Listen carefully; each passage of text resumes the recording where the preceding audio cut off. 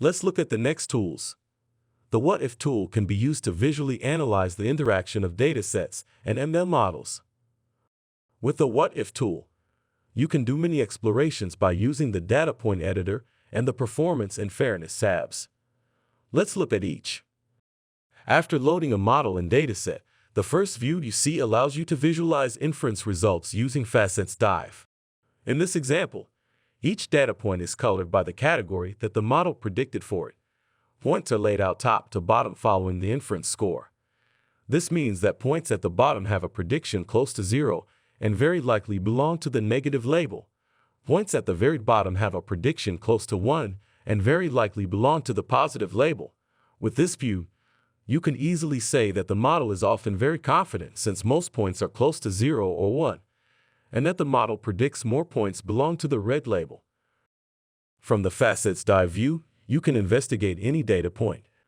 In this case, you would probably select difficult use cases such as data points near the decision boundary. To see data point details, click on the data point and a panel appears to the left of the visualization. You can then modify any value and see if the prediction changes. For example, what if you change the age or the gender group of this data point? You can change a specific feature to see if the prediction is affected by that. For example, by changing the sex feature from male to female, the model prediction was flipped from positive to negative. This kind of what-if analysis is called counterfactual analysis, and it helps us understand the model behavior and identify bias problems. You can also apply this method to the entire dataset and quantify the ratio of the flip result when changing a sensitive feature value.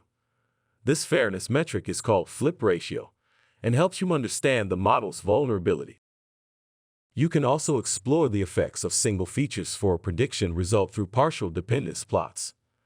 This technique can also help us find bias problems, which we will explain how to do in the next interpretability module. The top example shows a partial dependence plot for a numerical value, and the second example shows a plot for a categorical value. You can easily see that the model has learned a positive correlation between age and positive prediction, and that higher degree is correlated to higher positive prediction. And in the Data Point Editor tab, you can find the most similar example to a data point, either using L1 or L2 distance. The tool compares the 2 points side by side, and the green text represents features where the 2 data points differ. Let's now look at the Performance and Fairness tab for the last 2 points. Here, you can view confusion matrices and other metrics overall, or per group. You can also slide the classification threshold around, and the metrics will be updated accordingly.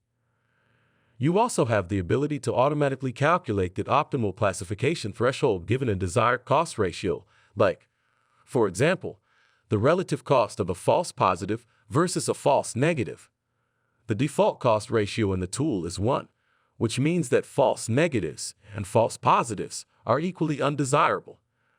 Finally, you can test algorithmic fairness constraints by using the slicing capability in the Performance and Fairness tab. Here, you can analyze model performance for any sensitive feature. For example, if you use sex, you can see that the model is more accurate on females than males, in the sense that it has less false positives and false negatives. You can also automatically calculate the optimal classification threshold given a fairness goal, such as demographic parity, which we will discuss in the next section.